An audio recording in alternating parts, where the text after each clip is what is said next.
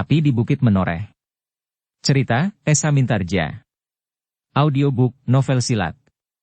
Bab 393. Demikianlah, ketika matahari mulai naik, maka terdengar beberapa pengumuman dari para prajurit yang menyelenggarakan pertandingan di alun-alun itu. Seorang perwira telah naik ke atas panggungan dan minta agar para pengunjung membantu agar pertandingan dapat berlangsung dengan baik. 5 orang akan memasuki arena pertandingan, berkata perwira itu yang kemudian menyebut nama kelima orang yang telah menyatakan diri untuk mengikuti pertandingan. Setiap orang yang namanya disebut segera tampil ke atas panggungan kecil itu. Orang yang dipanggil pertama kali ternyata seorang yang pantas untuk bertarung dengan seekor lembu jantan yang liar. Namun orang kedua, ketiga dan selanjutnya agaknya meragukan, apakah mereka benar-benar akan menusuki gelanggang pertarungan dengan seekor lembu jantan yang nampak masih liar dan garang. Keempat orang itu nampaknya agak kurang meyakinkan, baik tubuhnya maupun sikapnya. Ketika hal itu disebut-sebut oleh Gelagah Putih, maka Sabung Sari pun mengangguk-angguk kecil. Nampaknya kedua anak muda itu berbicara bersungguh-sungguh. Mereka tidak lagi bergurau sebagaimana kebiasaan mereka. Ketika Naratama berdiri di dekat mereka di pinggir arena, Sabung Sari berkata, "Tolong, awasi dengan ketat orang-orang yang mendekati lembu-lembu jantan itu selain para petugas." Naratama mengangguk kecil. Sementara itu Sabung Sari berdesis. Orang yang mengikuti pertandingan itu agak kurang meyakinkan. Sejenak kemudian Naratama telah hilang di antara penonton. Meskipun agak sulit, namun ia berhasil menyusup mendekat ke pinggir alun-alun, tempat lembu jantan itu diikat dengan kuatnya. Setiap kali pertandingan akan dimulai, maka 6 orang prajurit akan membawa seekor lembu jantan ke arena. 2 utas tali yang kuat di sebelah kiri dan kanan masing-masing akan dipegangi oleh 3 orang. Tali itu akan ditebas hingga putus di arena, apabila lembu itu sudah berhadapan dengan seorang peserta. Sejenak kemudian, maka perwira yang berada di panggungan telah mempersilahkan kelima orang peserta itu turun dan mengisyaratkan bahwa pertandingan akan segera dimulai. Ketika bende kemudian berbunyi sekali, maka sepasukan prajurit telah mengitari arena dengan tombak panjang di tangan kanan dan perisai yang kuat di tangan kiri. Mereka berbaris berjajar rapat mengelilingi arena. Mereka juga harus berusaha menghalau lembu jantan itu kembali ke tengah-tengah arena. Adapun arena itu sendiri ternyata telah dibatasi bukan saja dengan gawar lawe, tetapi dengan patok-patok bambu rendah yang cukup kuat, sehingga lembu-lembu liar itu tidak akan dapat menyerang orang-orang yang berada di luar arena. Sejenak kemudian, maka bende pun telah berbunyi 2 kali. Sekelompok prajurit telah mengambil seekor lembu jantan yang diikat dengan kuatnya di pinggir alun-alun. 6 orang prajurit memegangi 2 utas tali yang kuat di sebelah kiri dan kanan. Kemudian beberapa orang prajurit yang lain ikut mengawalnya membawa masuk ke arena. Ketika bende berbunyi 3 kali, maka lembu jantan itu sudah berada di arena. Tetapi tali-talinya masih tetap dipegang oleh 6 orang prajurit. Namun sudah mulai tampak, bagaimana lembu jantan yang masih liar itu berusaha membebaskan diri, sehingga 6 orang itu harus tetap memeganginya dan menahan gerak lembu liar itu dengan sekuat tenaga. Perwira yang memimpin pertandingan itu telah memberikan isyarat kepada peserta yang mendapat giliran pertama untuk bersiap. Seorang yang bertubuh tinggi tegap dan tangan serta kakinya nampak kuat, seperti kaki lembu jantan itu sendiri. Sorot matanya yang tajam, seakan-akan bersembunyi di bawah alisnya yang tebal. Kumisnya melintang di bawah hidungnya yang besar. Orang itu tiba-tiba saja telah berteriak, "Aku sudah siap." Para prajurit yang membawa lembu liar itu masuk ke arena kemudian telah memotong tali yang panjang itu, dibarengi sorak penonton yang gemuruh. Lembu jantan itu pun segera merunduk. Kepalanya menunduk dalam-dalam. Tetapi sama sekali bukan untuk memberi hormat. Orang yang telah bersiap untuk bertanding itu tidak mau didahului dan diserang lembu itu dengan tanduknya. Tetapi tiba-tiba saja ia telah meloncat menggapai kepala lembu itu. Kedua tangannya dengan kuatnya telah menangkap kedua tanduk lembu jantan itu dan berusaha untuk memutarnya. Tetapi lembu yang besar dan kuat itu meronta. Untuk beberapa saat orang yang bertubuh tinggi besar dan tegar itu masih berusaha untuk memilin kepala lembu. Namun tiba-tiba lembu itu berhasil mengibaskan kepalanya, sehingga orang itu telah terlempar dan jatuh berguling. Beberapa orang prajurit dengan cepat berusaha melindunginya sampai orang itu bangkit. Beberapa tombak panjang telah diarahkan ke lembu jantan itu sambil berlindung di balik perisai yang kuat. Namun orang itu dengan cepat bangkit sambil berteriak. "Aku tidak apa-apa. Biarkan aku menyelesaikannya sendiri." Ketika para prajurit itu menyibak, maka orang itu berusaha untuk menarik perhatian lembu jantan itu. Dengan marah lembu jantan itu berlari dengan menundukkan kepalanya, tanduknya sudah siap mengoyak tubuh orang yang dianggapnya mengganggunya itu. Namun ketika lembu jantan itu berlari kencang untuk membentur dengan kepalanya yang bertanduk ke arah lawannya, orang yang bertubuh tinggi kekar itu meloncat tinggi, sehingga lembu itu berlari di bawahnya tanpa menyentuhnya. Bahkan lembu jantan itu telah membentur patok-patok bambu yang kuat dan rapat yang mengelilingi arena. Ketika para prajurit akan menghalau lembu itu ke tengah dengan menyentuhnya dengan ujung tombak panjang, maka orang yang bertempur melawan lembu jantan itu telah lebih dahulu menarik ekor lembu itu sekuat tangannya. Lembu itu menjadi semakin marah. Dengan serta-merta lembu itu membalikkan tubuhnya dan langsung menyerang, tetapi orang itu pun bergerak cepat. Dengan tangkasnya ditangkapnya kepala lembu itu dan berusaha untuk memutarnya. Sekali lagi lembu itu berusaha mengibaskan orang yang memegangi kepalanya dengan kuatnya itu. Ternyata bahwa kekuatan lembu jantan itu memang luar biasa, sehingga ketika sekali lagi lembu itu mengibaskan lawannya, maka orang itu pun telah terpental pula. Dengan kerasnya orang itu telah membentur patok-patok bambu di seputar arena, sehingga orang itu menyeringai kesakitan. Namun dengan tangkasnya orang itu pun bangkit berdiri tepat, pada saat lembu itu menyerangnya. Sambil menjatuhkan dirinya orang itu berhasil menghindari serangan lembu jantan yang garang itu. Para prajurit memang menjadi berdebar-debar. Mereka pun semakin bersiaga untuk menjaga, agar orang yang ikut dalam pertandingan itu tidak mengalami cedera yang parah. Setelah berguling beberapa kali, maka orang itu pun telah bangkit berdiri. Namun ternyata punggung orang itu merasa kesakitan. Seorang perwira dengan cepat bertanya, "Apakah pertandingan harus dihentikan?" "Tidak," teriak orang itu. "Aku harus dapat membunuh lembu jantan itu." Dengan demikian maka pertandingan itu pun diteruskan sesuai dengan keinginan orang itu. Namun kemudian ternyata bahwa memang sulit untuk menundukkan lembu jantan yang masih sangat liar itu. Usaha orang itu untuk mematahkan leher lembu jantan itu tidak juga berhasil. Sabung Sari dan Gelagah Putih memang menjadi tegang. Menundukkan seekor lembu jantan yang masih liar memang dibutuhkan bukan sekedar kekuatan, tetapi juga kemampuan ilmu yang tinggi. Kemampuan menyalurkan kekuatan di dalam diri, yang diasah dengan laku yang tekun.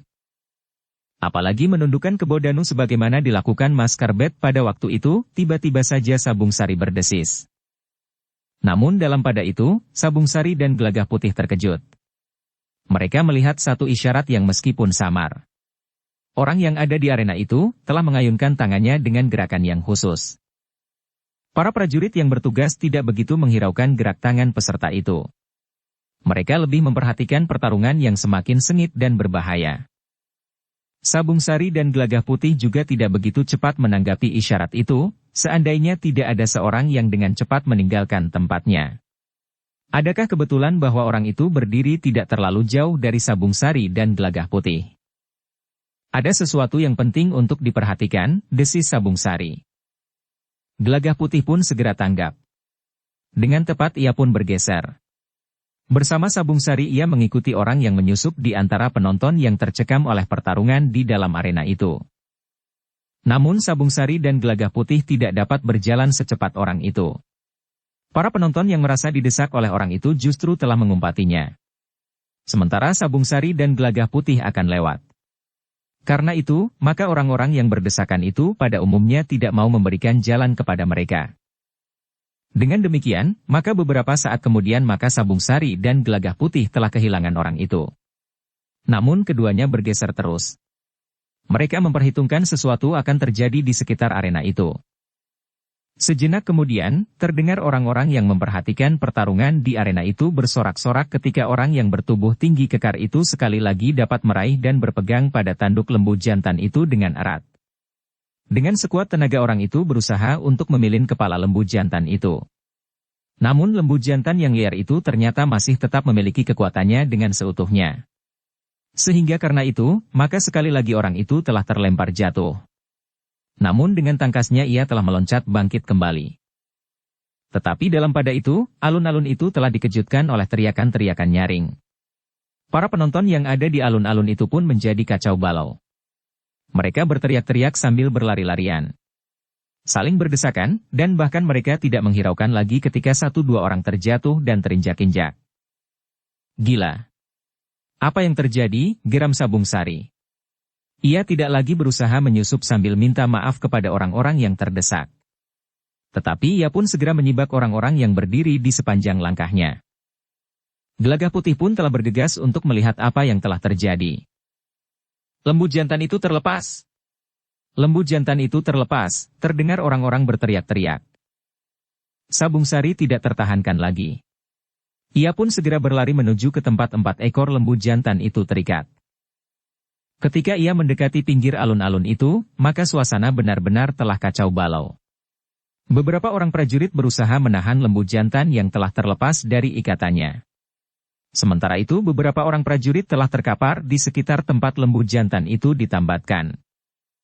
Apa yang terjadi? Bertanya Sabung Sari kepada seorang prajurit yang berusaha mengurangi keributan.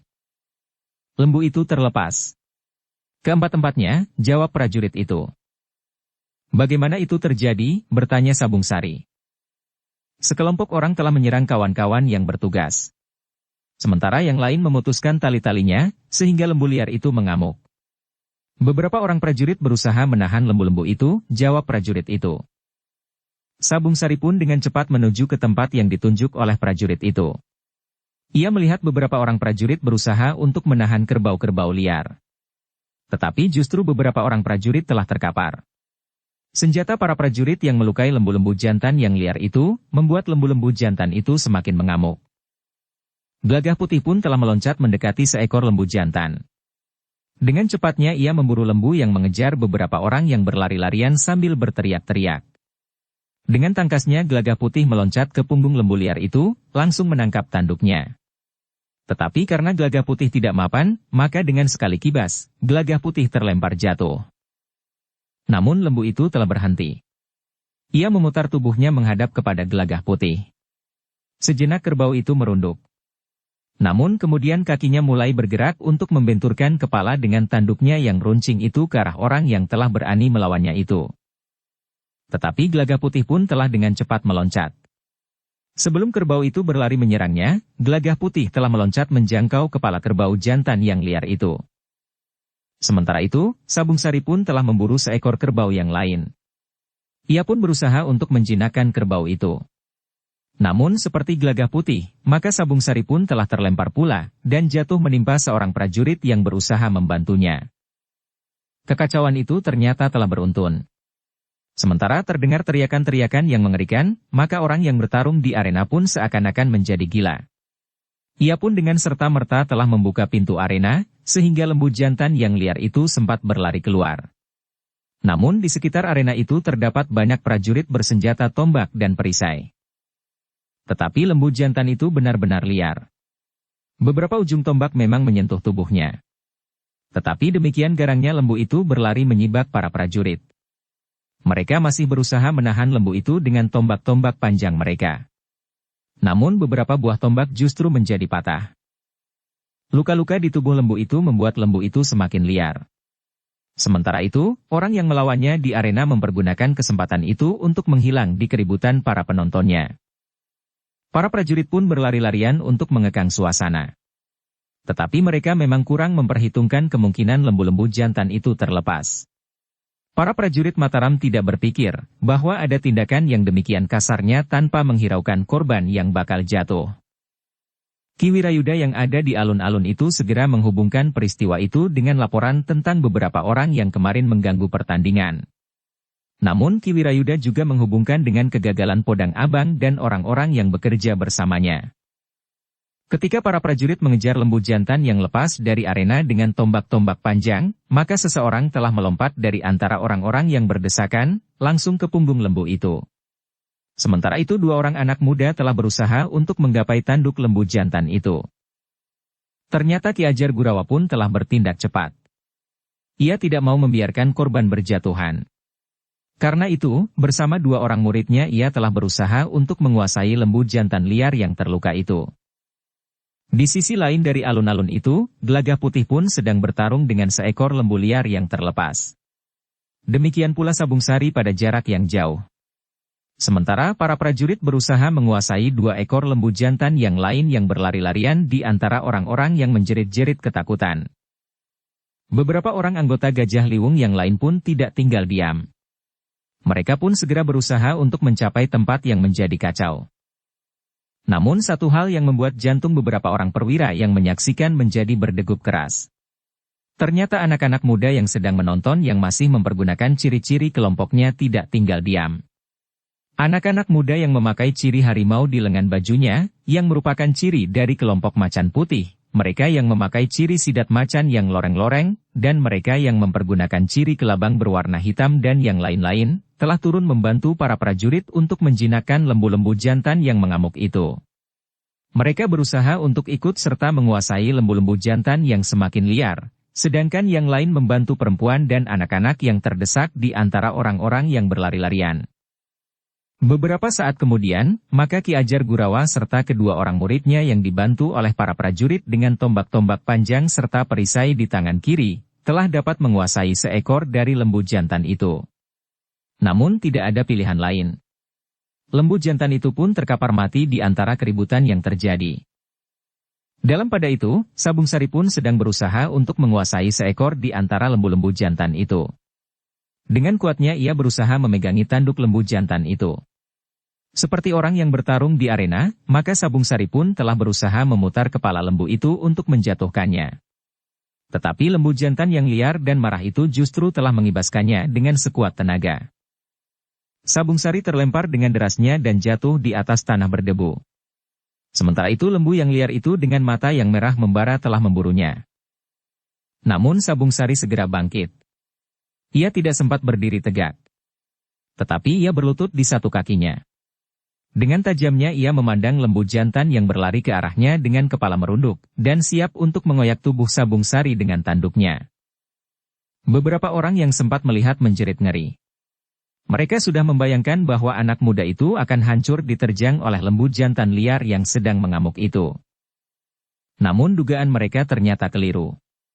Lembu jantan yang berlari itu tiba-tiba saja telah menyuruk dan jatuh berguling di tanah. Kaki depannya seakan-akan menjadi lumpuh dengan tiba-tiba. Bahkan lembu jantan itu hanya sempat menggeliat. Kemudian setelah melenguh tinggi lembu itu pun menjadi lemas dan mati. Beberapa orang tidak tahu apa sebabnya, maka lembu itu tiba-tiba mati. Namun beberapa orang prajurit mencoba untuk menilai kemampuan anak muda itu. Seorang perwira yang sempat menyaksikan, seakan-akan melihat sekilas cahaya memancar dari mata anak muda itu menimpa kepala lembu jantan yang sedang merunduk itu.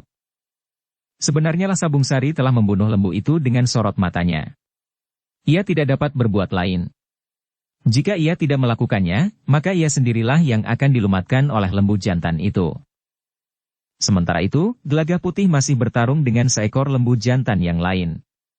Beberapa kali ia terlempar. Namun ia selalu meloncat bangkit dan menerkam lembu jantan itu pada kepalanya. Beberapa orang yang semula berlarian dan saling melanggar, sebagian ada yang sempat dan berani menyaksikan pertarungan antara Gelagah Putih dan lembu jantan itu. Pertarungan di luar arena pertandingan. Ketika Gelagah Putih kemudian berhasil menerkam kepala lembu itu, satu tangannya memegangi moncongnya, yang lain memegangi tanduknya, maka Gelagah Putih telah menghentakkan tenaga dalam yang ada di dalam dirinya, dialasi dengan ilmu yang disadapnya lewat Agung Sedayu, puncak ilmu dari cabang perguruan Kisadewa, sementara bertumpu pada kemampuan yang disalurkan oleh Raden Rangga dengan getaran ilmunya ke dalam urat-urat nadinya, serta berpijak pada inti kekuatan bumi yang diwarisinya dari ilmu Ki Jayaraga, maka anak muda itu telah menghentakkan kepala lembu jantan itu. Tulang-tulang leher lembu jantan itu berderak patah. Sementara itu lembu jantan itu pun telah meronta dan berguling di tanah dengan sisa kekuatannya. Ternyata Gelagah Putih tidak mampu bertahan. Ketika lembu itu berguling, maka Gelagah Putih pun telah ikut berguling pula. Demikian kerasnya, sehingga tulang-tulang punggungnya serasa akan patah. Tetapi kepala lembu jantan itu tidak terlepas dari tangannya. Sejenak kemudian, keduanya terdiam. Orang-orang yang menyaksikan menjadi tegang. Namun dalam pada itu, 2 orang anggota Gajah Liwung telah berlari-lari mendekatinya. Rumeksa dan Pranawa. Dengan cekatan keduanya berusaha mengangkat kepala lembu jantan yang terletak di atas tubuh Gelagah Putih. Baru kemudian keduanya berusaha untuk mengangkat Gelagah Putih. Ternyata Gelagah Putih pun telah mampu bangkit dan berdiri. Ia memang menggeliat. Namun ia pun kemudian berdesis. Aku tidak apa-apa. Orang-orang yang menyaksikannya pun kemudian telah mendekat. Mereka melihat lembu jantan itu mati. Ketika seorang di antara mereka menyaksikan lembu itu mati, maka ia pun berteriak. Lembu itu mati. Ya, lembu itu mati, sahut yang lain. Tiba-tiba sorak pun terdengar gemuruh. Orang-orang yang menyaksikan itu tidak ingat lagi, bahwa mungkin masih ada lembu jantan yang lain yang mengamuk. Tetapi suasana pun kemudian berhasil dikuasai oleh para prajurit. 5 ekor lembu jantan telah terbunuh. 2 di antaranya terbunuh oleh para prajurit dan anak-anak muda dari berbagai kelompok yang tiba-tiba saja terpanggil untuk ikut bertanggung jawab. Namun dalam pada itu, yang masih luput dan perhatian para prajurit adalah beberapa orang yang ada di antara mereka yang mulai menjadi tenang. Meskipun sebagian dari mereka yang menonton pertandingan di alun-alun sudah meninggalkan tempat, namun masih cukup banyak rakyat Mataram yang masih berada di alun-alun untuk melihat apa yang akan berlangsung kemudian setelah kelima ekor lembu jantan itu terpaksa dibunuh. Di antara mereka yang masih berada di alun-alun adalah justru bukan orang Mataram. Lihat, ikuti dan awasi terus. 2 orang di antara anak-anak muda di Mataram berhasil membunuh masing-masing seekor lembu jantan seorang diri. Yang lain dibunuh oleh banyak orang, sehingga sama sekali tidak menarik perhatian, seorang yang sudah separuh baya menjatuhkan perintah. Lalu katanya, mereka adalah anak-anak muda yang telah kerasukan iblis sehingga mampu melakukannya. Orang-orang yang mendapat perintah tidak menjawab. Mereka langsung menyusup di antara orang banyak. Mereka berusaha untuk dapat mengawasi 2 orang yang telah membunuh lembu jantan yang liar itu tanpa bantuan orang lain, bahkan untuk mengetahui nama dan kedudukan mereka. Sabung Sari dan Gelagah Putih memang tidak sempat untuk merasa perlu bersembunyi di antara orang banyak. Bahkan keduanya telah bertemu dan berbicara langsung dengan Ki Wirayuda yang menyaksikan lembu-lembu jantan yang terbunuh. Dengan pengamatan yang teliti dan dilakukan oleh beberapa orang, maka mereka mengetahui bahwa anak-anak muda yang telah membunuh lembu-lembu jantan itu bernama Sabung Sari dan Gelagah Putih. Sementara itu, ketika keadaan sudah menjadi tenang kembali, maka Ki Wirayuda sendiri telah berdiri di atas panggungan kecil di sisi arena pertandingan. Dengan lantang Ki Wirayuda berbicara langsung kepada orang-orang yang masih berada di alun-alun sementara beberapa orang prajurit masih sibuk merawat orang-orang yang terluka karena peristiwa yang tidak mereka duga sebelumnya itu. Aku berterima kasih kepada kalian semuanya, berkata Ki Wirayuda. Terutama kepada anak-anak muda yang selama ini kami kira tidak dapat berbuat lain dari melakukan kerusuhan, kenakalan dan berkelahi satu sama lain. Namun dalam keadaan gawat dan tiba-tiba, ternyata aku melihat nurani mereka yang sebenarnya. Tidak kurang dari nurani para prajurit. Dengan tangkas mereka telah berbuat sesuatu. Bukan memanfaatkan kerusuhan ini untuk kepentingan diri sendiri atau kelompok mereka masing-masing. Tetapi mereka telah ikut menenangkan suasana. Mereka membantu melumpuhkan lembu-lembu jantan yang mengamuk itu. Yang lain membantu perempuan dan anak-anak yang terdesak dan terinjak-injak. Mereka membantu mengamankan barang-barang berharga dan menguasai keadaan. Anak-anak muda dari berbagai kelompok yang masih ada di alun-alun itu mendengarkan kata-kata Ki Wirayuda. Beberapa orang justru terkejut mendengarkan pujian bagi mereka. Selama itu mereka hanya mendengar umpatan, caci maki, dan sikap bermusuhan. Baik dengan anak-anak muda dari kelompok yang lain, maupun anak-anak muda yang bekerja sama dengan para prajurit. Bahkan mereka selalu dikejar-kejar oleh para prajurit itu sendiri. Namun Ki Wirayuda itu berkata selanjutnya. Anak-anak muda yang telah terbangun dari tidur mereka itu telah menunjukkan kenyataan diri mereka yang sebenarnya. Kenakalan yang mereka lakukan selama ini adalah sikap pura-pura. Mungkin karena kecewa, mungkin karena gejolak kemudaan mereka yang ingin mendapat perhatian dan pujian, mungkin karena di rumah mereka tidak mendapat ketenangan karena sikap orang tua mereka. Namun ternyata mereka tetap anak-anak Mataram yang baik. Ki Wirayuda berhenti sejenak. Pandangannya beredar ke seputar tempat ia berdiri. Dilihatnya anak-anak muda itu mendengarkan sesorahnya. Maka katanya, Anak-anak muda Mataram yang baik. Dengarlah. Kali ini kalian telah melakukan sesuatu di saat kita semuanya terancam. Karena itu, maka kalian hendaknya tetap menjunjung tinggi panggilan ini. Lain kali yang akan mengancam Mataram bukan sekedar 5 ekor lembu jantan, tetapi sekelompok orang yang tidak bertanggung jawab, sebagaimana terjadi. Mereka telah berusaha untuk merampok dan bahkan membunuh Ki Patih Mandaraka. Lain kali mereka berusaha untuk menghancurkan kota raja, dan bahkan menghancurkan Mataram. Nah, aku harapkan bahwa kalian tetap merasa terpanggil untuk berbuat sesuatu, sebagaimana kalian lakukan hari ini, tanpa mengenal takut menghadapi bahaya yang dapat mengancam jiwa kalian. Sehingga kalian adalah anak-anak muda Mataram yang ikut menjadi pilar-pilar yang menyangga tegaknya Mataram. Bukan hanya dapat mengganggu dan meresahkan saudara-saudara kalian sendiri. Kenakalan itu sudah lampau. Kalian harus menatap bahaya yang mengancam Mataram. Aku tidak mengatakan dari mana. Tetapi mungkin justru dari kita sendiri. Demikian Ki Wirayuda berhenti berbicara, maka orang-orang yang masih berada di alun-alun itu bertepuk tangan dengan riuhnya. Tepuk tangan itu memang telah menggelitik hati anak-anak muda yang mendengarkan sesorak Ki Wirayuda. Mereka mulai bertanya kepada diri sendiri. Apa yang telah mereka lakukan selama ini? Namun dalam pada itu, orang yang separuh baya itu telah mendapat laporan tentang Sabung Sari dan Gelagah Putih. Sambil mengangguk-anggukan kepalanya orang itu berkata, "Baiklah. Awasi kedua orang itu. Kalian harus mendapat keterangan di mana rumah mereka, dan apa hubungan mereka dengan Ki Wirayuda. Bahwa Ki Wirayuda tidak menyebut nama mereka secara khusus, memang harus menjadi perhitungan. Seandainya keduanya anak-anak muda dari kelompok-kelompok yang bersaing, Ki Wirayuda tentu akan menyebutnya dan mengucapkan terima kasih secara khusus. Tetapi keduanya sama sekali tidak disebut-sebut. Justru karena itu, agaknya keduanya adalah orang-orang yang sangat dekat dengan Ki Wirayuda sendiri, sehingga ia tidak merasa perlu untuk mengucapkan terima kasih kepadanya." Orang-orang yang memberikan laporan tentang kedua anak muda itu mengangguk-angguk. "Pergilah. Kita harus dapat menangkap kedua anak muda itu. Awasi sejak sekarang. Jangan sampai luput dari perhatian kita. Kita sudah gagal mengacau balaukan alun-alun ini." Para prajurit kemudian mampu menguasai keadaan.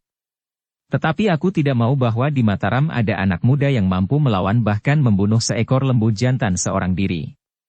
Apalagi dalam keadaan yang tiba-tiba ini, 2 orang anak muda sekaligus telah melakukannya, berkala orang separuh baya itu. Orang yang berada di bawah perintah orang separuh baya itu pun telah memencar.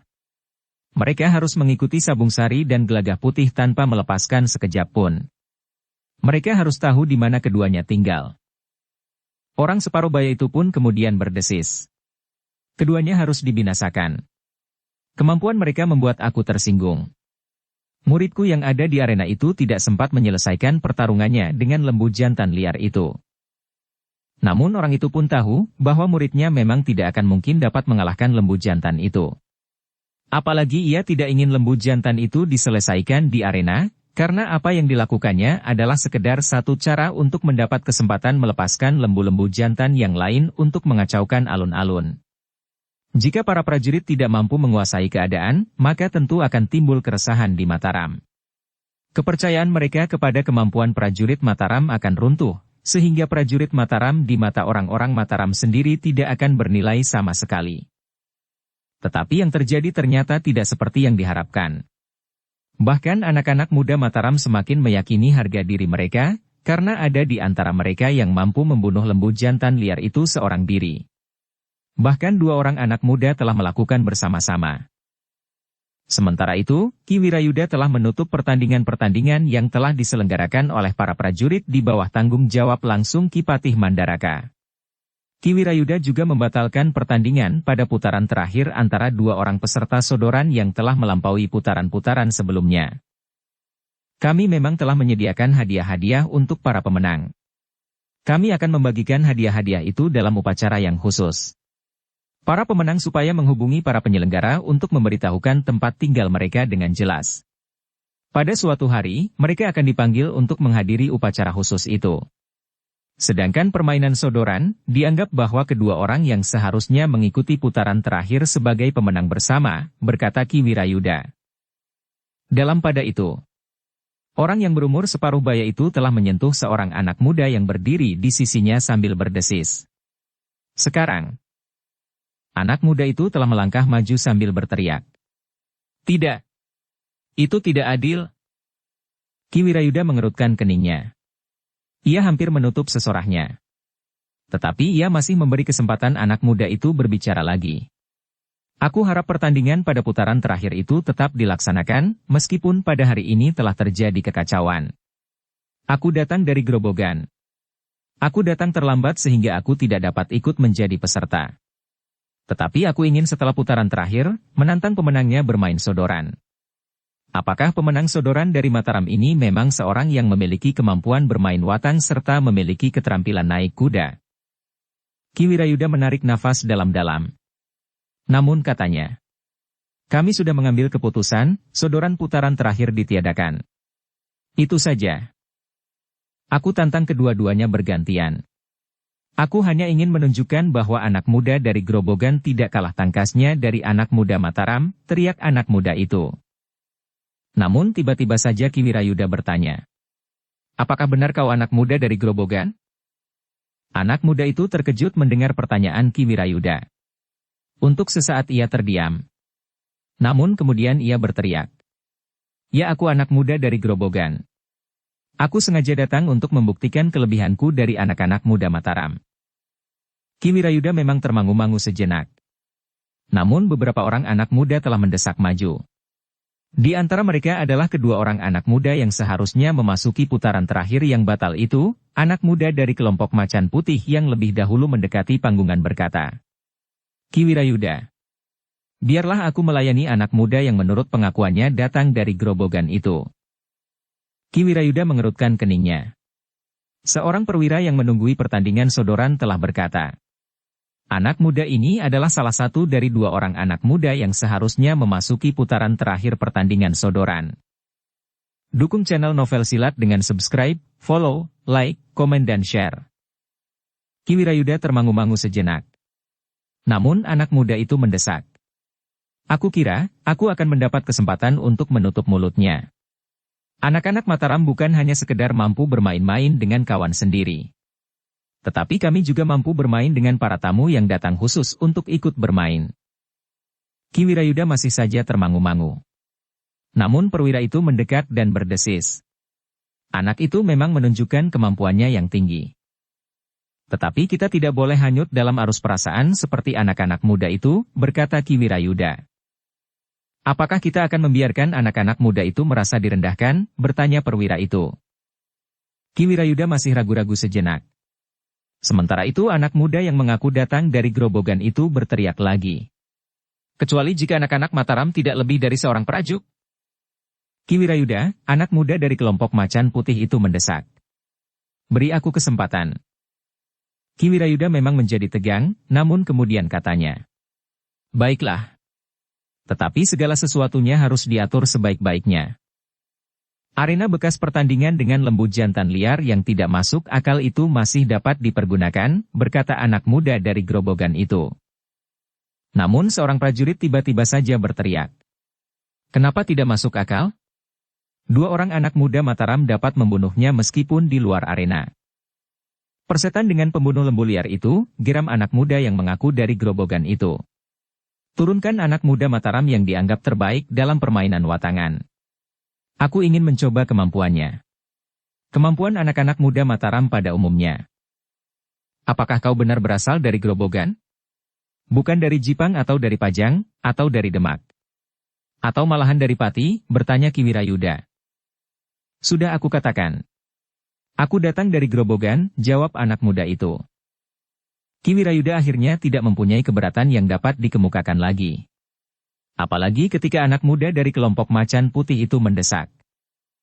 Beri aku kesempatan, berkata anak muda dari kelompok Macan Putih itu. Ki Wirayuda termangu-mangu.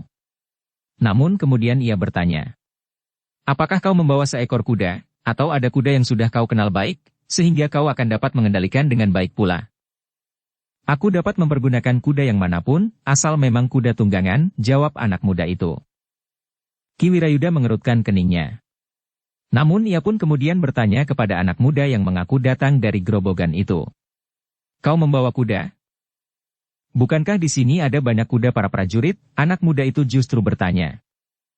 Ki Wirayuda mengangguk-angguk. Ia pun kemudian berkata kepada seorang perwira. Kita selenggarakan sodoran secara khusus. Anak itu telah menyinggung perasaan anak-anak muda di Mataram. Demikianlah, sejenak kemudian maka di arena bekas arena pertandingan melawan lembu jantan yang liar itu telah dipergunakan untuk melakukan pertandingan sodoran. Namun nampaknya suasananya sudah berbeda.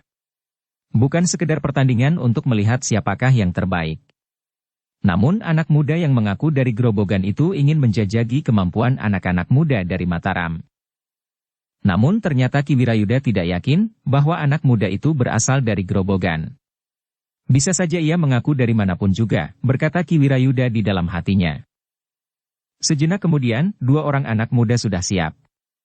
Mereka tidak mempergunakan kuda yang sudah terbiasa dengan penunggangnya. Namun kuda-kuda yang mereka pergunakan adalah kuda yang cukup baik. Orang-orang yang masih berada di alun-alun justru ingin menyaksikan apa yang akan terjadi. Meskipun alun-alun itu sudah tidak terisi penuh lagi, karena sebagian dari orang-orang yang menonton pertandingan telah berlari keluar dari alun-alun. Sabung Sari dan Gelagah Putih pun telah berada di pinggir arena. Di sisi yang lain, Ki Ajar Gurawa dan kedua muridnya juga memperhatikan pertandingan itu. Namun nampaknya salah seorang murid Ki Ajar itu terluka di keningnya, meskipun tidak terlalu dalam. Beberapa orang prajurit telah berada di dalam arena pula, sementara yang lain siap memberikan aba-aba. Keadaan memang menjadi tegang. Para perwira dan prajurit pun nampak mengerutkan dahi mereka. Sementara kedua orang anak muda di punggung kuda itu seakan-akan sudah tidak sabar lagi. Bahkan anak muda yang mengaku dari Grobogan itu sempat berteriak. Heh, apakah kami boleh langsung bertempur atau masih harus menunggu aba-aba? Perwira yang sudah siap memberikan aba itu justru menarik nafas dalam-dalam. Ia mendengar pesan Ki Wirayuda, bahwa para prajurit tidak boleh hanyut dalam perasaan mereka.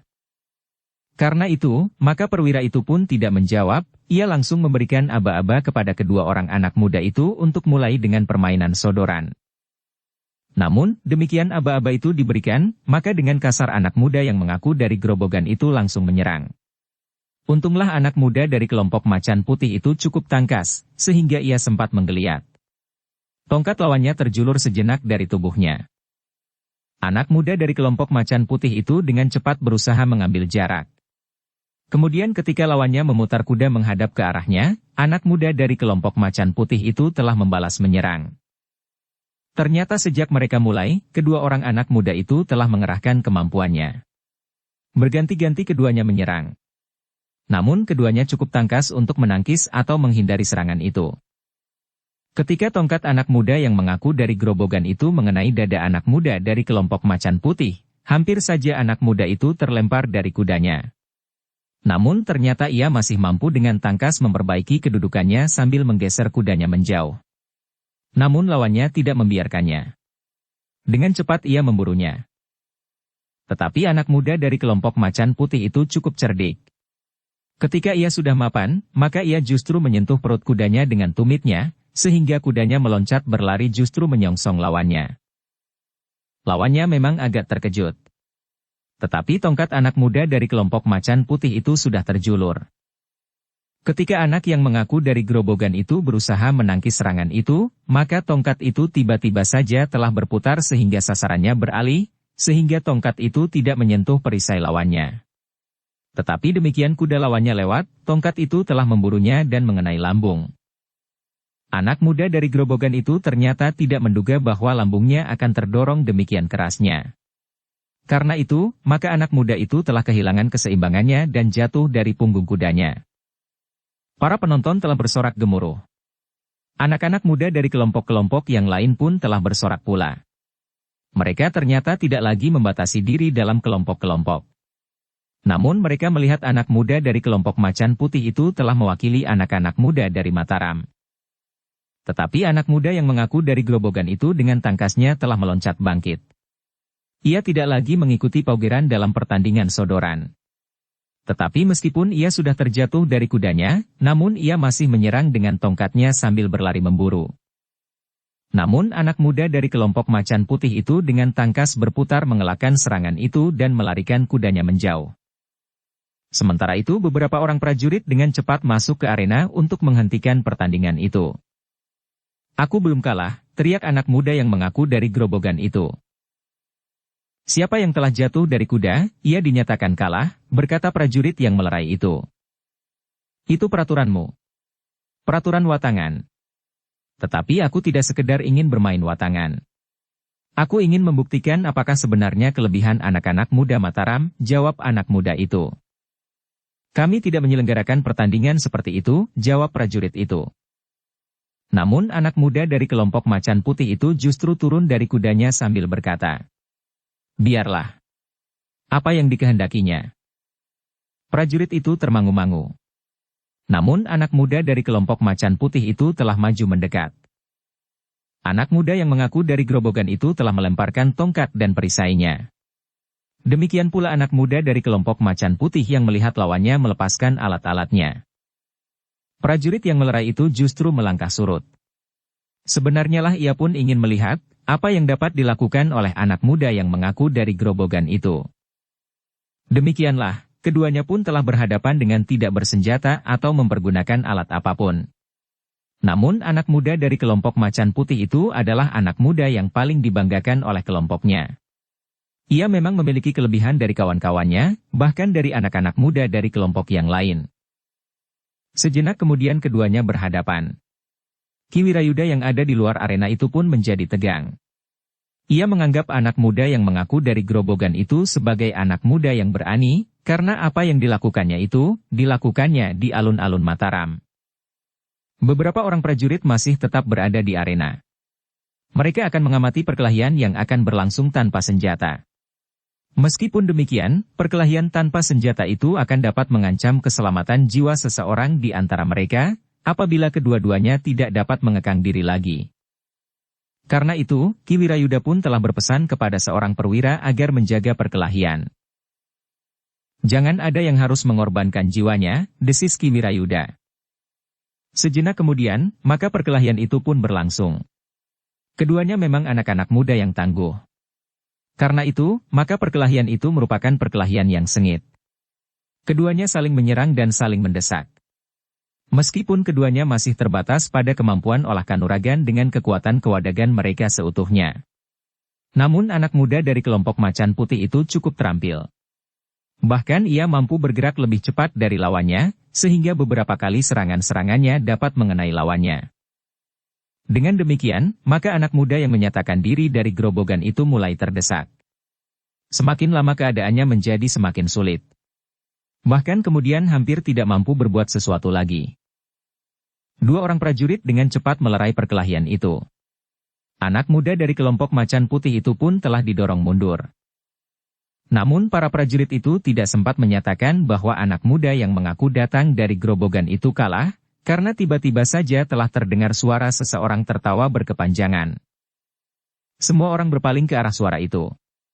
Ternyata seorang anak muda yang lain, yang sedikit lebih tua dari anak muda yang mengaku datang dari gerobogan itu, telah meloncat dan bertengger di atas patok-patok bambu yang semula membatasi arena pertarungan dengan lembu jantan yang liar itu. "Bagus," berkata anak muda itu. Satu di antara anak-anak muda Mataram ternyata memiliki kemampuan yang cukup. Namun sayang, anak muda itu nafasnya terlalu pendek. Aku tidak ingin menantangnya di arena ini. Namun ingat, persoalan kita belum selesai. Kita memerlukan satu arena yang jujur untuk membuktikan tingkat kemampuan kita yang sesungguhnya. Bahkan anak-anak muda yang telah berpura-pura mampu membunuh lembu-lembu jantan seorang diri itu. Lembu-lembu jantan yang nampaknya liar itu tentu sudah diberi makan dengan campuran racun yang perlahan-lahan dapat membunuhnya. Karena itu, demikian mudahnya anak-anak muda itu membunuhnya. Ketika seorang perwira prajurit menggeram dan bangkit untuk menanggapi orang itu, Ki Wirayuda dengan cepat menggamitnya sambil berkata, "Biarkan saja anak itu." Sebenarnya lah anak muda yang bertengger di atas patok-patok bambu itu segera mengajak kawannya yang berada di dalam arena. "Marilah. Kita tidak dapat berbuat apa-apa di sini." Mereka ternyata tidak berkelahi dengan jujur.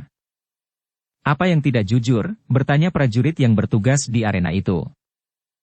Kalian telah mempengaruhi secara jiwani, sehingga kawanku tidak dapat berkelahi dengan mengerahkan segenap kemampuannya. Wajah-wajah kalian yang mengancam, dan keikutsertaan para prajurit di arena ini, jawab anak muda itu. Bohong, jawab prajurit itu. Namun seorang perwira telah menahan prajurit itu agar tidak berbuat sesuatu, sesuai dengan pesan Ki Wirayuda. Kedua orang anak muda itu pun kemudian telah meninggalkan arena. Namun persoalan itu tentu belum selesai. Anak-anak muda itu ternyata masih juga bersikap mengancam. Mungkin mereka tidak bersungguh-sungguh, berkata Ki Wirayuda. Sekedar mempertahankan harga diri. Namun bukan berarti kita harus kehilangan kewaspadaan. Ki Wirayuda berhenti sejenak, lalu. Aku ingin bertemu dengan semua pemimpin kelompok anak-anak muda yang ikut dalam segala pertandingan di alun-alun ini. Hari ini juga. Mereka harus datang ke rumahku sebelum senja. Demikianlah, maka segala macam pertandingan telah diakhiri.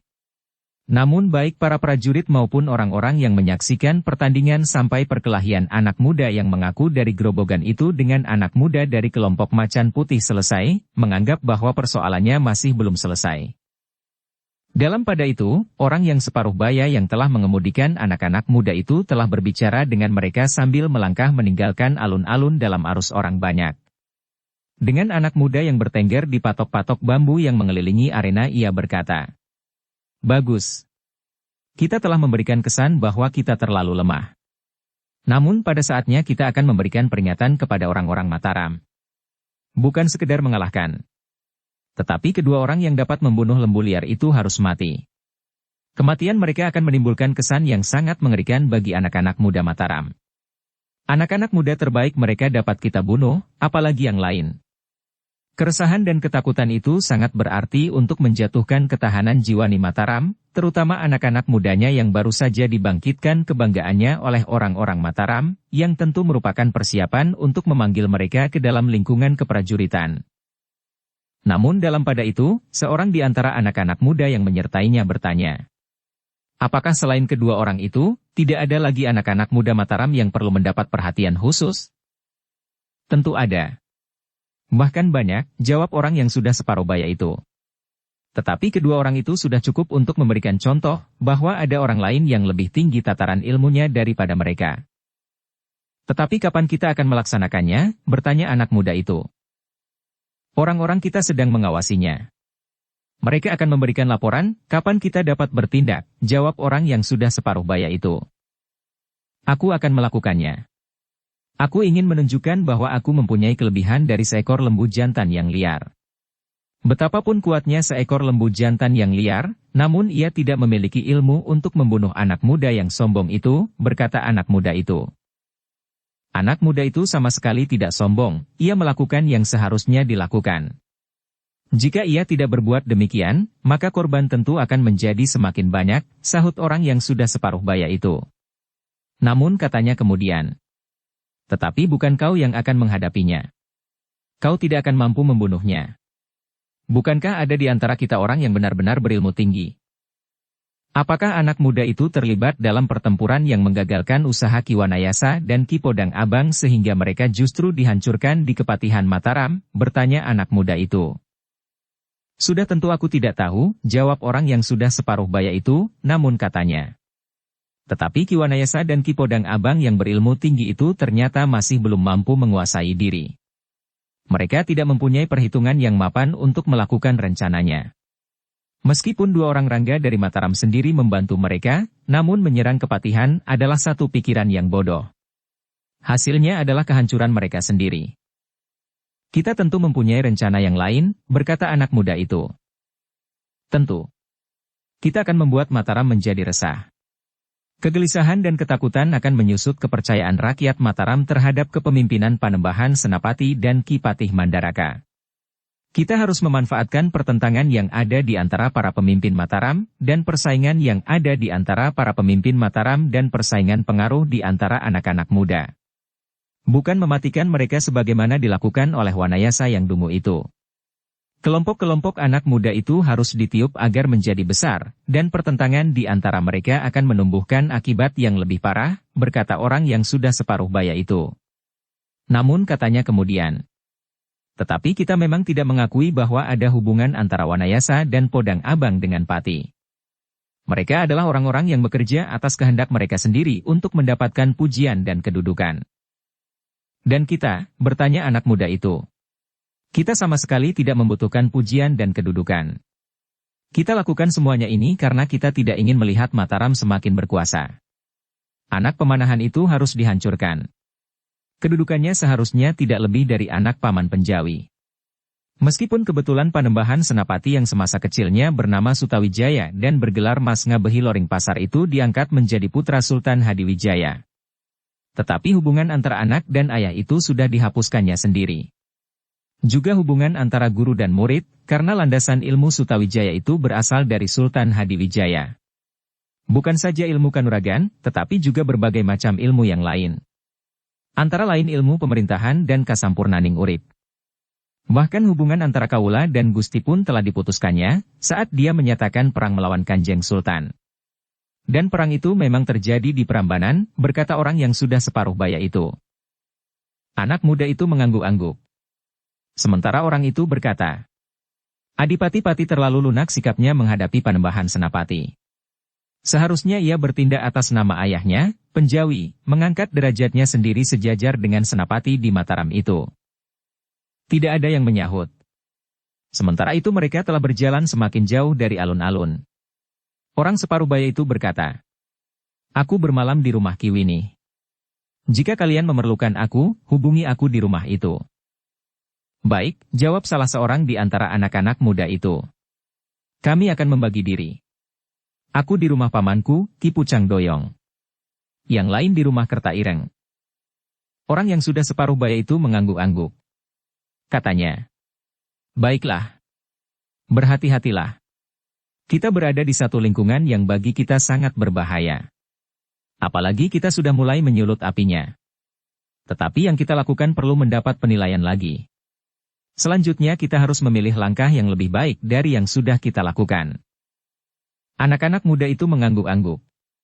Namun sejenak kemudian mereka pun telah berpencar menuju ke tempat mereka masing-masing. Sementara itu, maka para prajurit telah membenahi alun-alun. Membersihkan patok-patok dan gawar. Melepas panggungan dan mengatur kembali sebagaimana sebelum dipergunakan. Ketika senja turun, maka di rumah Ki Wirayuda telah menjadi ramai. Beberapa orang anak muda telah berkumpul. Anak-anak muda dari berbagai macam kelompok yang sebelumnya saling bersaing dan saling bermusuhan. Di antara mereka hadir Sabung Sari dan Gelagah Putih.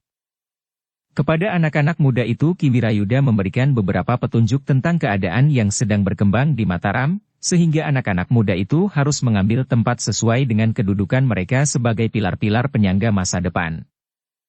Sekarang kalian melihat sendiri, apa yang terjadi di Mataram. Belum lama berlalu, Kepatihan telah diserang. Sekarang mereka telah menampakkan dirinya meskipun samar. Apa yang mereka lakukan memang belum dapat dijadikan alasan untuk menangkap mereka. Tetapi dalam keadaan seperti ini, kita semuanya merasa bahwa harga diri kita sudah disentuh. Selama ini kita masing-masing selalu memandang hari-hari itu milik kita sendiri. Setiap kelompok merasa bahwa dirinya memiliki kesempatan untuk berbuat apa saja tanpa menghiraukan kepentingan orang lain. Tetapi sekarang kita harus mulai menyadari apa yang sebenarnya atas diri kita. Diri kita dalam keutuhan Mataram. Jika kita masing-masing merupakan anggota badan yang sama, cubitan pada kita akan terasa sakit oleh kita semuanya, sebagaimana luka di lengan akan terasa sampai ke ujung kaki. Sebaliknya luka di tumit, seluruh badan akan merasa terganggu pula. Karena itu, aku minta kalian dapat menempatkan diri dengan tepat saat sekarang ini.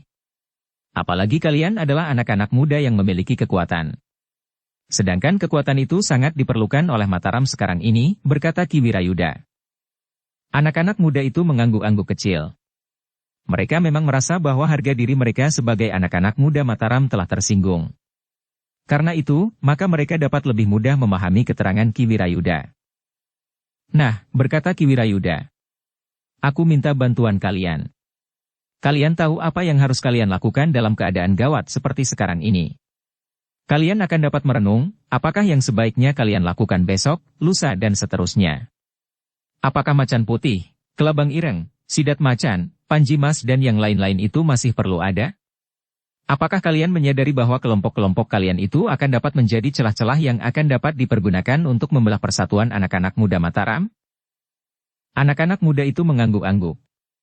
Kesadaran bahwa selama ini mereka telah melakukan tindakan yang membuat para pemimpin pemerintahan dan keprajuritan menjadi sibuk dan bahkan merasa terganggu, mulai menyusup di jantung mereka. Beberapa saat kemudian, Ki Wirayuda masih memberikan beberapa penjelasan tentang kelompok-kelompok anak muda yang sama sekali tidak menguntungkan itu. Ketika kemudian mereka pulang, maka mereka benar-benar merenungkan kata-kata Ki Wirayuda itu. Karena itulah, maka para pemimpin kelompok itu telah memanggil kawan-kawan mereka dan mulai saling bertanya. Apakah yang telah kita lakukan bagi Mataram? Sementara itu setelah pembicaraan antara Ki Wirayuda dan anak-anak muda itu selesai, maka Sabung Sari dan Gelagah Putih pun telah minta diri. Berdua mereka berjalan menuju ke rumah Ki Lurah Beranjangan. Ketika mereka sampai di rumah itu, maka mereka menemukan Ki Ajar Gurawa dan kedua orang muridnya berada di rumah Ki Lurah itu pula. Aku akan ikut bermalam di sini. Apakah diperkenankan? Berkata Ki Ajar Gurawa. Sabung Sari dan Gelagah Putih saling berpandangan sejenak. Namun sambil tersenyum Sabung Sari menjawab. Siapakah yang harus mengambil keputusan di antara kita? Gelagah Putih pun tertawa. Tetapi katanya, yang memiliki rumah ini tidak ada sekarang. Apa salahnya kita bermalam di sini? Penunggu rumah ini sudah mengenal siapakah kita. Siapa lagi yang akan bermalam di sini? Bertanya Ki Ajar Gurawa. Tidak ada. Yang lain berada di rumah Ki Wirayuda, meskipun tidak ikut dalam pertemuan itu. Mereka diizinkan bermalam di rumah itu. Justru karena banyak anak-anak muda di sana, maka kehadiran mereka tidak menarik perhatian lagi, jawab Sabung Sari. Malam itu mereka memang bermalam di rumah Ki Lurah Beranjangan. Orang yang dipercaya menunggui rumah itu telah menyediakan makan dan minuman mereka. Namun karena agaknya orang itu tidak mempunyai banyak uang, maka Sabung Sari telah memberi uang kepadanya untuk keperluan para anggota Gajah Liwung itu. Dalam pada itu, di rumah Ki Wini, orang yang sudah separuh baya itu duduk bersama dua orang kawannya. Mereka masih berbincang tentang kemungkinan-kemungkinan yang dapat mereka lakukan. Tetapi mereka pun mulai menilai langkah-langkah yang sudah mereka lakukan di alun-alun. Mereka tertegun sejenak ketika mereka mendengar pintu rumah itu diketuk orang. Siapa? Bertanya salah seorang yang ada di dalam. Pintu 3, 7 bersama-sama, jawab yang di luar. Seorang di antara ketiga orang itu bangkit untuk membuka pintu. Dua orang anak muda melangkah masuk dan duduk pula di ruang dalam bersama ketiga orang itu. Ada apa? Bertanya orang yang separuh baya itu. Ki Manuhara, berkata salah seorang di antara anak-anak muda itu. Kami sudah mengetahui rumah anak muda yang bernama Sabung Sari dan Gelagah Putih itu. Di mana? Bertanya salah seorang yang ada di ruang dalam itu. Anak muda itu pun segera memberikan ancar-ancar rumah yang disangkanya rumah Sabung Sari dan Gelagah Putih. Namun orang itu pun kemudian berkata, itu rumah Ki Lurah Beranjangan. Orang yang sudah berumur separuh baya dan dipanggil Ki Manuhara itu mengerutkan keningnya. Namun kemudian ia pun bertanya, kau lihat anak-anak muda itu masuk ke rumah itu? Ya, jawab anak muda yang memberikan laporan. Awasi terus rumah itu, berkata Ki Manuhara. Apakah kita tidak ingin bertindak cepat? Bertanya anak muda itu. Kita selesaikan mereka. Justru selagi kesan tentang lembu jantan liar yang terbunuh itu masih melekat pada orang-orang Mataram. Malam harinya, dua orang pembunuh lembu jantan itu telah terbunuh. Ki Manuhara termangu-mangu sejenak. Namun ia pun bertanya. Apakah hanya ada dua orang anak muda itu di rumah Ki Lurah Beranjangan? Kami hanya melihat dua orang anak muda itu masuk ke rumah itu. Karena kami tidak mengawasi orang lain, jadi kami tidak tahu apakah ada orang lain atau tidak. Apakah sekarang mereka masih diawasi? Bertanya Ki Manuhara. Masih. Keduanya masih tetap diawasi. Maksudku, rumah itu kini berada dalam pengawasan terus, jawab anak muda itu. Ki Manuhara mengangguk-angguk. Katanya. Ada baiknya keduanya kita selesaikan sekarang. Tetapi kita harus mempunyai bahan yang cukup. Lihat dengan teliti, siapa saja yang berada di rumah itu. Aku akan bersiap-siap dengan hati-hati agar kita tidak gagal. Jika membunuh dua orang kanak-kanak saja kita sudah gagal, lalu apa yang dapat kita lakukan kemudian? Karena itu, keberhasilan kita akan dapat menjadi ukuran akan keberhasilan kita di masa-masa mendatang. Kita harus membuat Mataram menjadi kota yang penuh dengan keresahan, ketakutan dan ketidakpastian. Anak-anak muda yang datang menemui Ki Manuhara itu mengangguk-angguk.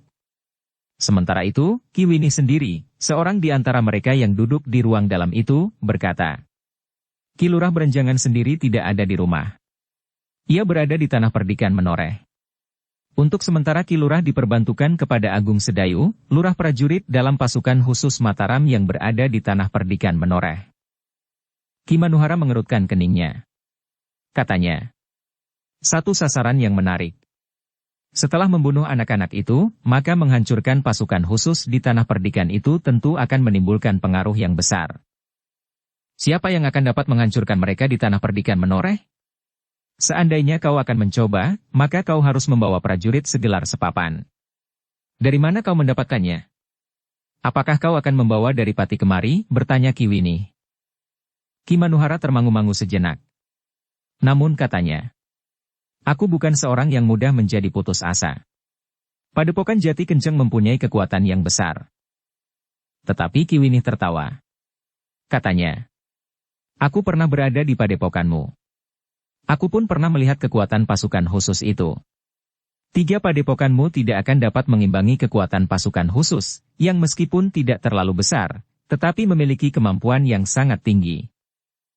Kau mulai menghina padepokanku, desis Ki Manuhara. Apakah kau juga sudah mulai berpikir seperti Ki Wanayasa, sehingga pasukannya dihancurkan meskipun Ki Podang Abang bersamanya? Bertanya Ki Winnie. Ki Manuhara tidak menyahut. Namun kemudian ia pun berkata kepada anak muda yang datang kepadanya. Lihat rumah itu. Jika yang ada hanya kedua orang anak muda itu, maka 2 orang putut padepokanku akan aku tugaskan untuk membunuh mereka berdua. Kau jangan kehilangan akal seperti itu, berkata Ki Winnie. Kedua orang anak muda yang mampu membunuh lembu jantan yang liar itu tentu bukan anak muda kebanyakan. Kedua putut itu tentu tidak akan mampu berbuat banyak. Apalagi jika di rumah itu ada orang lain. Ki Manuhara tersenyum. Katanya, putut di padepokanku bukannya cantrik yang karena telah lama berguru dengan tekun, kemudian diangkat menjadi putut tanpa pendadaran. Putut-pututku adalah orang-orang pilihan. Satu di antaranya adalah orang yang berkelahi melawan lembu jantan liar itu. Jika saja ia tidak dengan sengaja melepaskan lembu jantan itu, maka ia pun akan dapat membunuhnya. Ki Winnie mengangguk-angguk. Namun kemudian ia berdesis. Tetapi aku sekedar memperingatkanmu. Ki Manuhara pun kemudian sekali lagi berkata kepada kedua anak muda yang melaporkan kepadanya tentang Sabung Sari dan Gelagah Putih. Pergilah. Lihat rumah itu. Apapun yang akan aku lakukan kemudian, adalah tanggung jawabku.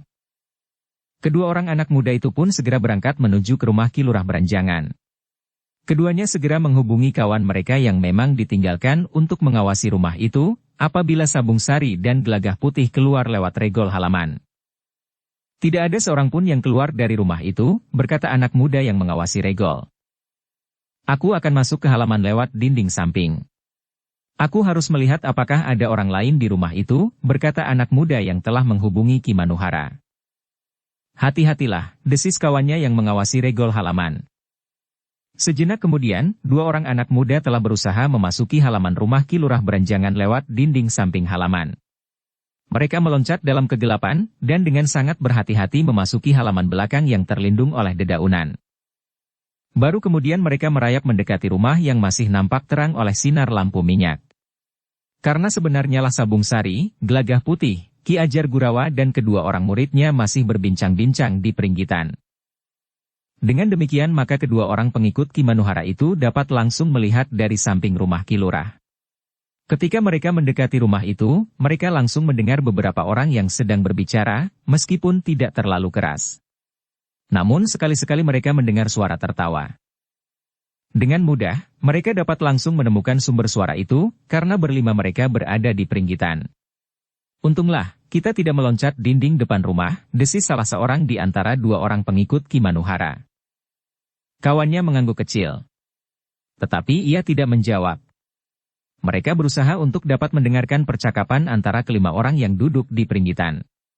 Seorang di antaranya bukan lagi anak muda. Tetapi justru rambutnya yang tergerai di bawah ikat kepalanya sudah mulai memutih. Seorang di antara anak muda itu telah menarik kawannya untuk berlindung ke dalam kegelapan, ketika kawannya itu menjadi terlampau berani melangkah semakin dekat dengan pendapa dan peringgitan rumah Ki Lurah Beranjangan itu. Namun agaknya anak muda itu ingin mendengar apa saja yang diperbincangkan oleh orang-orang yang ada di peringgitan itu. Karena itu ia berdesis. Kita tidak mendengar apa-apa di sini. Tetapi kawannya yang menariknya ke kegelapan itu menyahut perlahan-lahan. Kita tidak perlu mendengarkan pembicaraan mereka. Yang penting kita segera kembali dan memberikan laporan, bahwa ternyata di rumah ini ada 5 orang. Seorang di antaranya adalah seorang yang sudah menjelang hari tuanya. Aku ingin melihat lebih jelas, apakah orang tua itu termasuk salah seorang dari antara mereka yang berusaha membunuh salah seekor lembu jantan liar yang dilepaskan langsung dari arena pertarungan, bisik kawannya. Aku tidak melihat di alun-alun. Tetapi jika kau menduganya demikian, maka aku kira memang demikian. Tentu mereka memiliki kepentingan bersama. Atau mereka sudah merasa bahwa mereka perlu bergabung untuk mempertahankan diri jika mereka terancam, desis yang lain. Kawannya mengangguk-angguk. Namun ia tidak lagi berniat untuk mendekat. Seperti kawannya, maka sebaiknya hal itu dilaporkan saja langsung kepada Ki Manuhara. Dengan demikian, maka kedua orang yang berada di kegelapan itu bergeser semakin menjauh dari peringgitan. Kemudian meloncat ke dinding dan hilang dalam gelapnya malam di luar dinding. Keduanya dengan tergesa-gesa kembali ke rumah Ki Winih setelah memberitahukan kepada kawannya yang mengawasi regol rumah Ki Lurah Beranjangan. Laporan itu diterima oleh Ki Manuhara dengan kerut di dahinya. Apalagi ketika yang memberikan laporan berkata, bahwa orang tua yang dilihatnya adalah salah seorang di antara mereka yang berusaha membunuh lembu liar yang dilepaskan dari arena. Kita harus berhati-hati, berkata Ki Winih. Ki Manuhara mengangguk-angguk. Katanya, jika demikian, maka kita akan mengumpulkan 10 orang terbaik. Apakah kita akan memanggil mereka kemari, bertanya Ki Winih. Tentu tidak. Apakah kita sengaja menunjukkan tempat ini agar para prajurit Mataram datang untuk mengepungnya? Aku belum pikun Ki Winih, jawab Ki Manuhara. Ki Winih mengangguk-angguk. Tetapi kemudian ia pun masih bertanya. Jadi bagaimana? Aku akan menghubungi mereka seorang demi seorang. Aku sendiri. Anak-anak itu tidak tahu di mana mereka bersembunyi. Tetapi sebaliknya, orang-orang itu pun tidak tahu aku di sini. Anak-anak itu memang tidak aku pertemukan dengan mereka, berkata Ki Manuhara. Anak-anak muda yang memberikan laporan itu hanya dapat mendengarkan pembicaraan itu. Mereka menyadari bahwa ada keterbatasan pengenalan di antara para pengikut Ki Manuhara.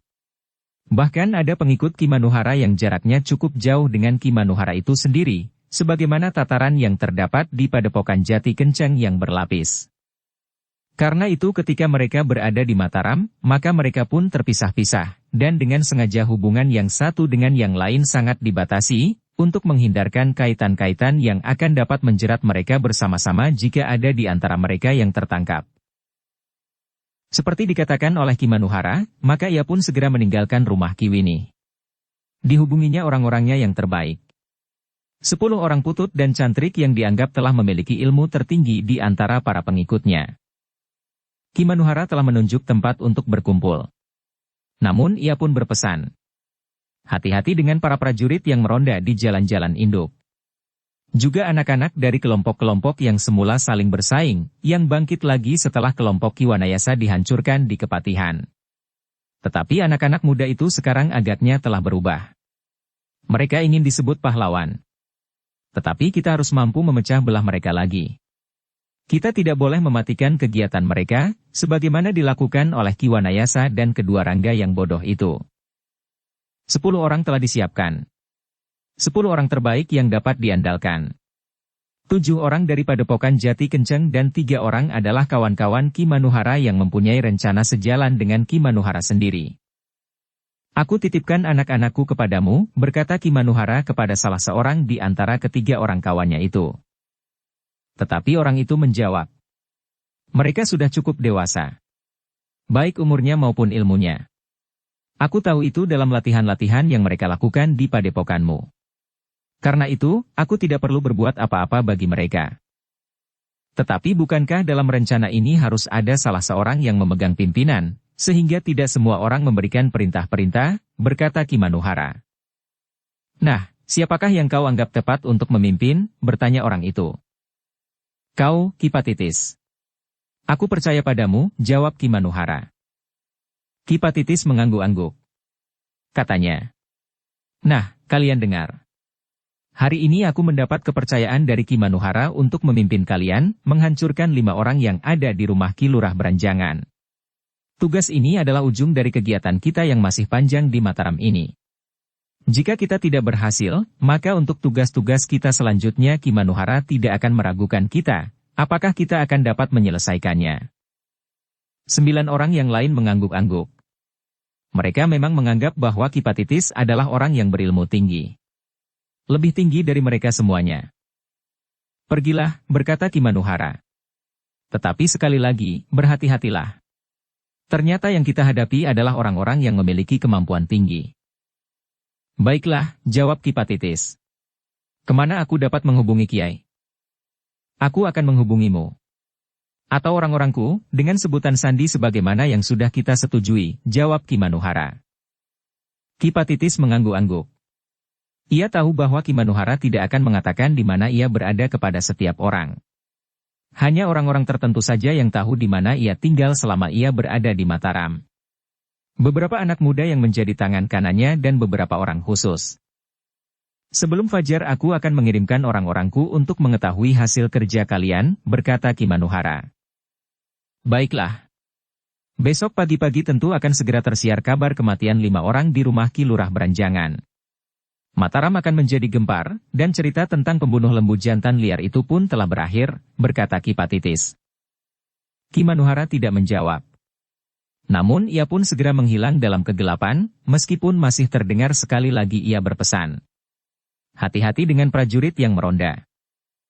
Demikianlah, maka Ki Patitis pun segera membawa 10 orang termasuk dirinya menuju ke rumah Ki Lurah Beranjangan. Namun mereka tidak beriringan bersama-sama, karena mungkin sekali sekelompok prajurit peronda akan menyusuri jalan-jalan penting di Mataram. Ki Patitis telah memerintahkan orang-orang yang menyertainya memencar. Mereka akan berkumpul di belakang rumah Ki Lurah Beranjangan. Sementara itu Ki Patitis sudah mendapat pemberitahuan tentang anak-anak muda yang mengawasi rumah itu, agar mereka dapat berhubungan dengan baik. Beberapa kata sandi memang harus mereka ingat, agar tidak terjadi salah paham. Kita harus melakukannya dengan cepat. Waktu kita tidak terlalu panjang. Menjelang fajar tugas ini harus sudah selesai dengan baik, berkata Ki Patitis kemudian. Dengan demikian, maka beberapa saat kemudian orang-orang itu telah memencar langsung pergi ke rumah Ki Lurah Beranjangan. Mereka pun segera dapat berhubungan dengan anak-anak muda yang mendapat tugas mengawasi regol halaman Ki Lurah. Namun anak-anak muda itu pun telah mendapat perintah dari Ki Manuhara lewat kawan-kawannya yang lain, agar mereka tidak ikut dalam pertempuran yang akan terjadi di rumah Ki Lurah. Demikian pertempuran itu terjadi, maka mereka harus segera meninggalkan tempatnya bersembunyi. Kalian tidak usah ikut campur, perintah Ki Manuhara.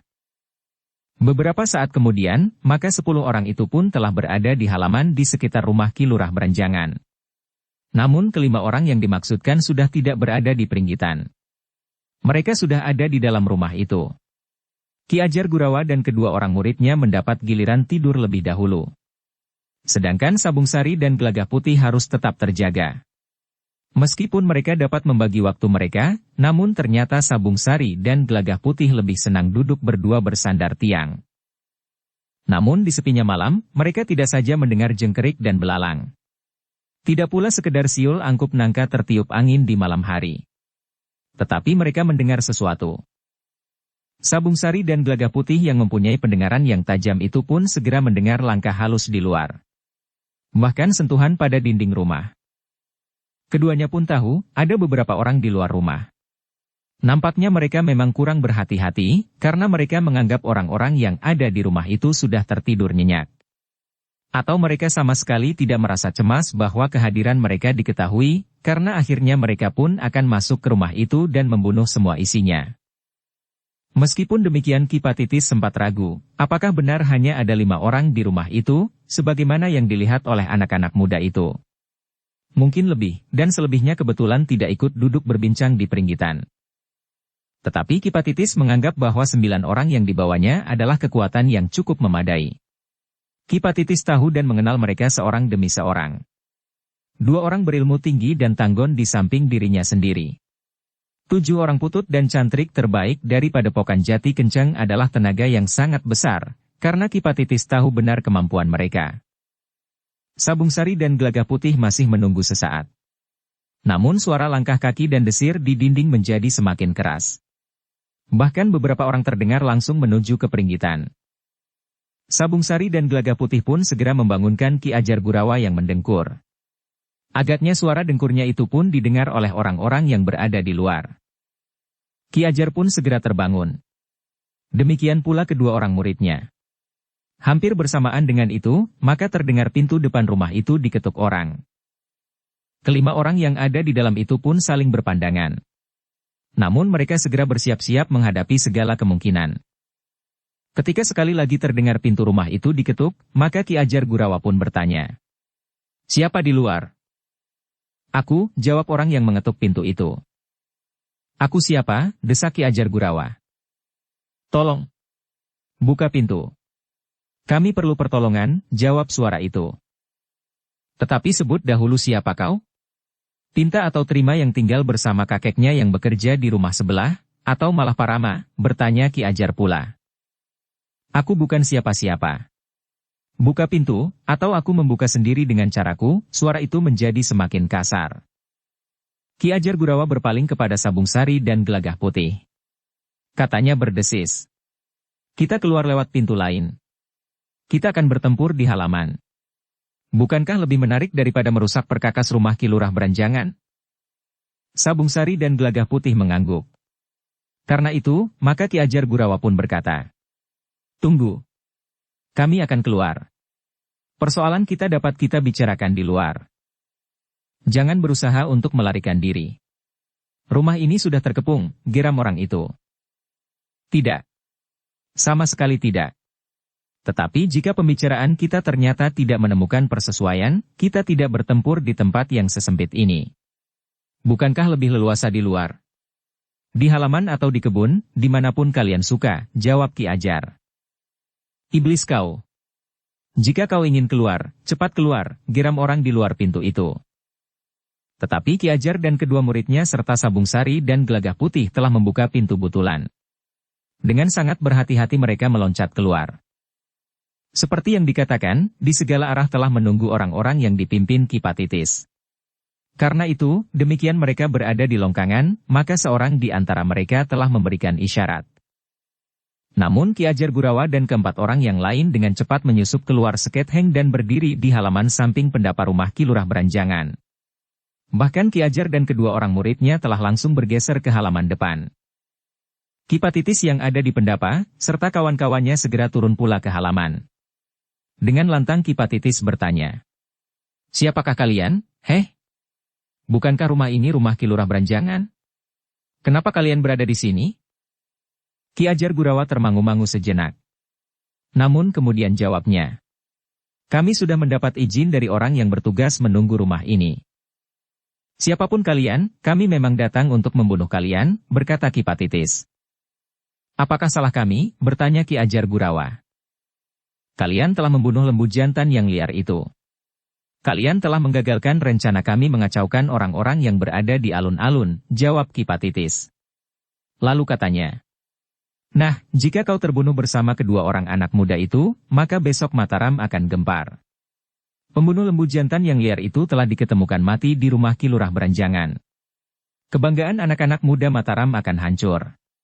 Kalian yang mampu membunuh lembu liar itu pun begitu mudahnya mati. Apalagi yang lain-lain." Ki Ajar Gurawa menarik nafas dalam-dalam.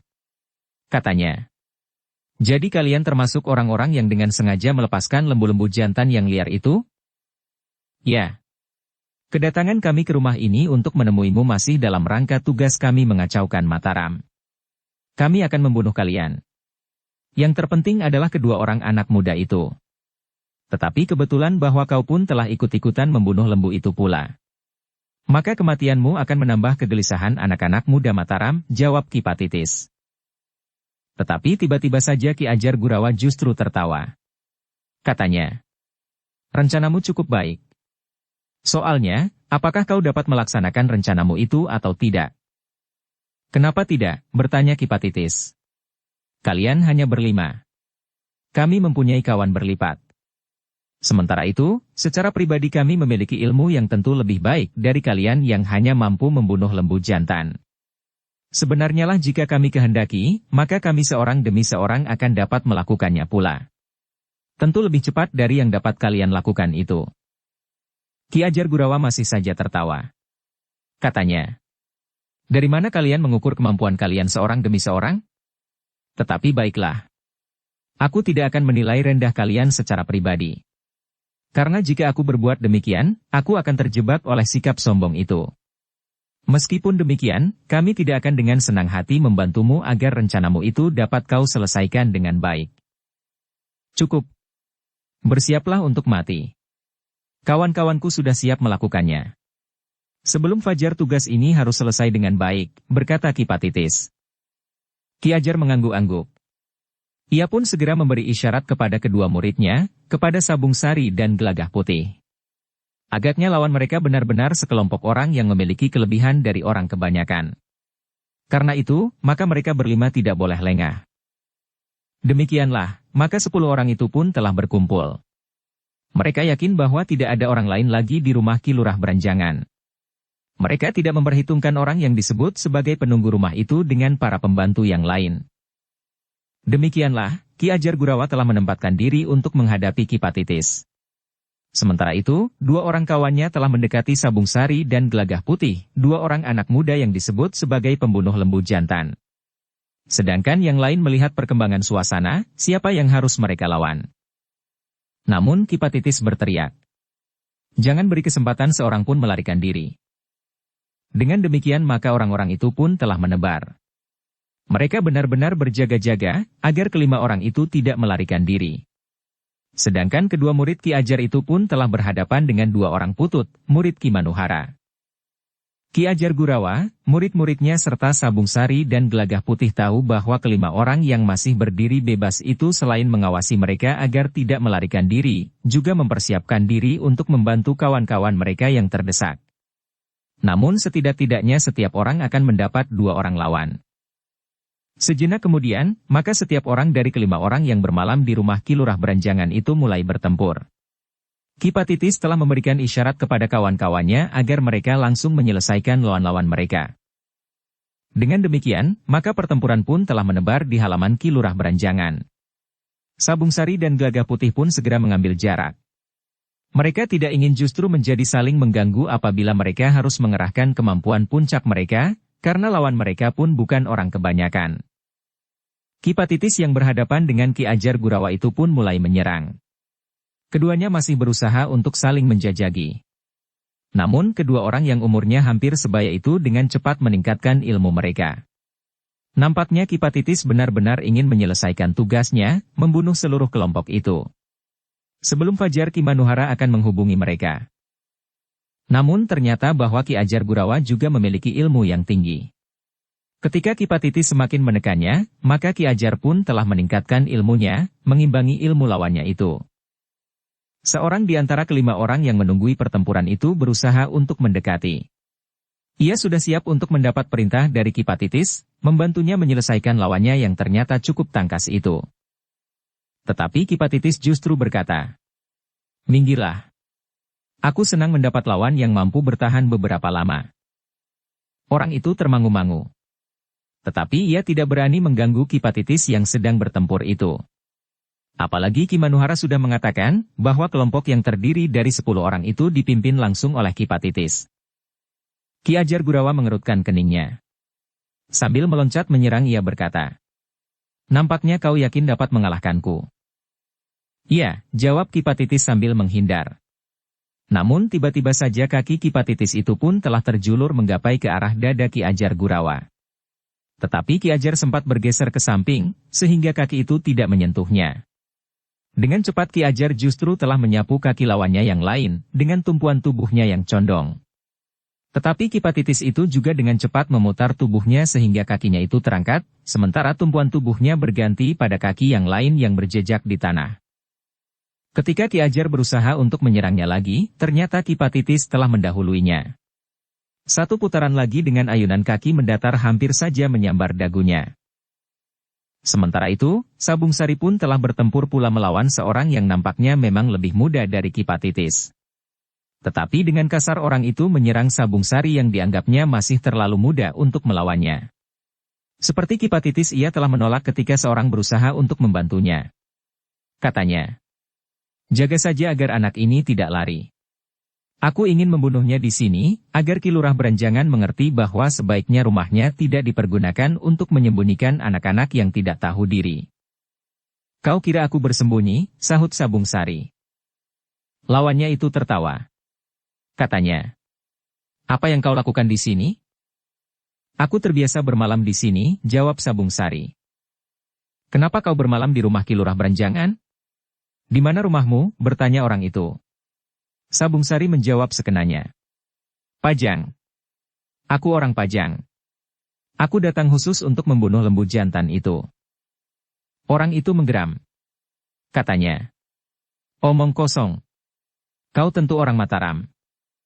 "Kau benar. Aku orang Mataram," jawab Sabung Sari. "Tetapi di mana rumahmu?" desak orang itu. "Di sini. Aku tinggal pada Ki Lurah Beranjangan," jawab Sabung Sari. Orang itu mengumpat kasar. Tiba-tiba saja serangannya menjadi semakin keras melanda Sabung Sari, yang dengan tangkasnya mengimbangi ilmunya. Di sudut lain dari halaman itu, kedua orang murid Ki Ajar bertempur berpasangan melawan dua orang lawan yang terpaksa menyesuaikan dirinya, bertempur berpasangan. Namun sebenarnya lah kedua murid Ki Ajar Gurawa itu juga memiliki ilmu yang tinggi.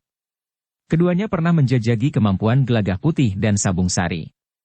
Karena itu, maka Sabung Sari dan Gelagah Putih untuk sementara juga tidak mencemaskan mereka. Yang bertempur di depan Seket Heng adalah Gelagah Putih. Lawannya juga lebih muda dari Kipatitis. Namun ternyata lawan Gelagah Putih itu juga berilmu tinggi. Demikian ia membentur perlawanan Gelagah Putih, maka ia pun langsung meningkatkan ilmunya. Namun Gelagah Putih sempat bertanya, "Siapakah namamu?" "Tidak ada artinya kau bertanya tentang namaku," jawab orang itu sambil menyerang. Namun Gelagah Putih pun segera mengelak sambil berkata pula, "Sebut saja sekehendakmu, agar aku dapat memanggilmu." "Siapa saja. Mungkin sebuah nama yang menakutkan. Nama hantu atau nama binatang yang paling buas." "Setan kau," geram orang itu sambil berputar dengan cepatnya. Kakinya melayang dalam ayunan mendatar. Hampir saja menampar kening Gelagah Putih.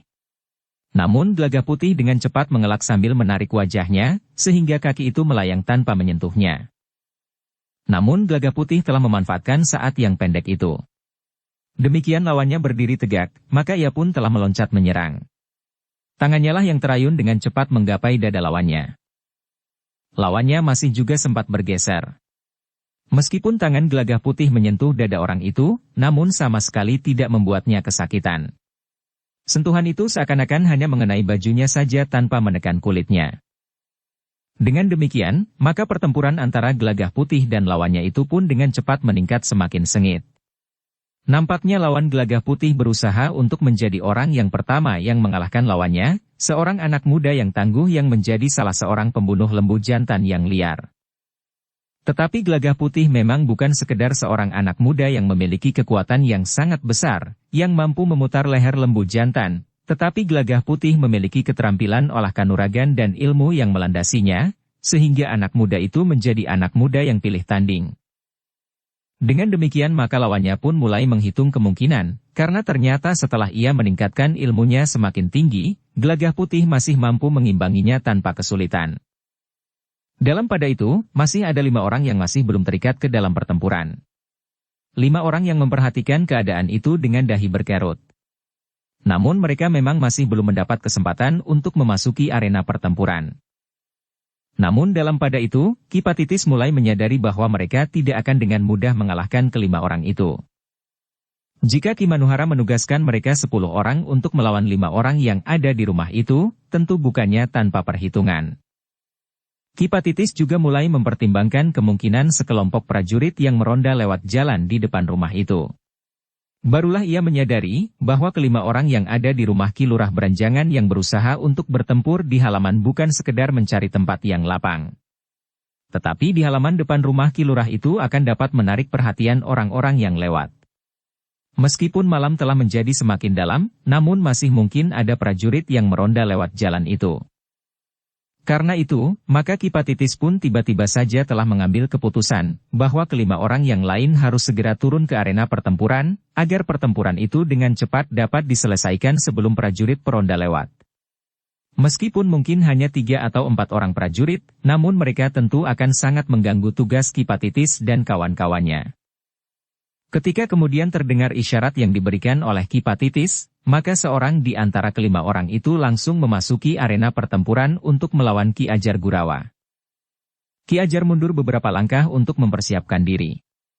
Ternyata Kipatitis sudah mulai digelisahkan oleh waktu.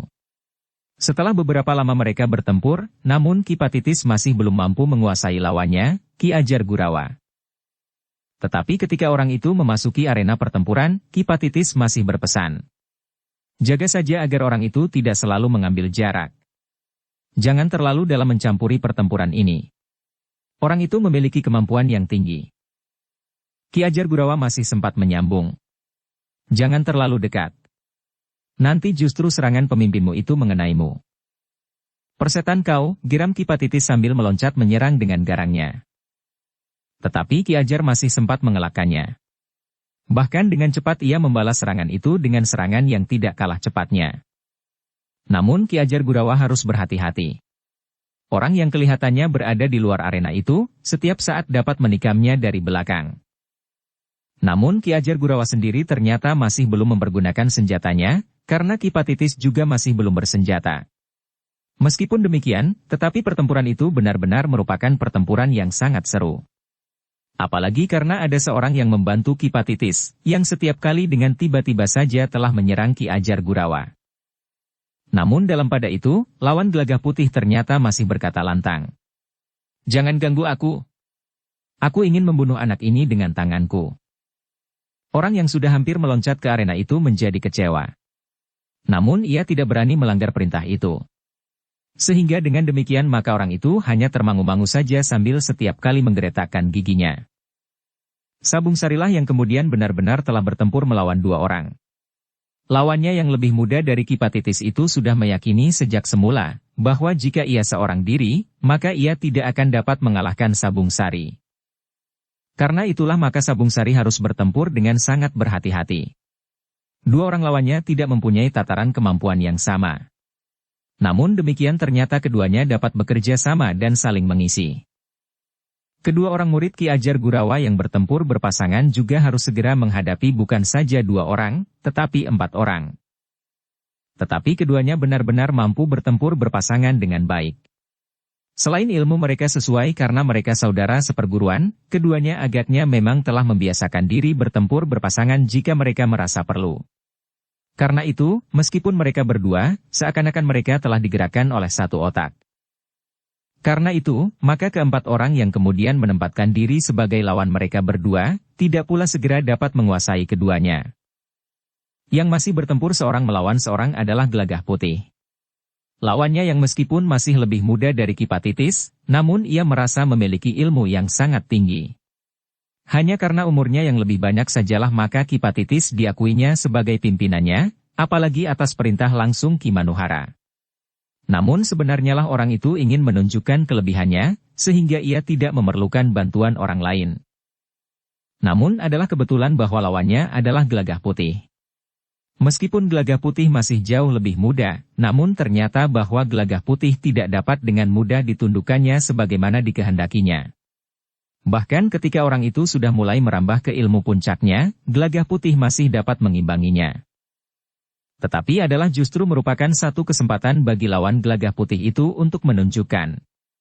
Bukan saja kepada orang-orang Mataram tetapi juga kepada Kipatitis, bahwa ia memiliki ilmu yang sangat tinggi. Bersambung ke bab 394. Dukung kami dengan subscribe, follow, like, komen dan share. Terima kasih.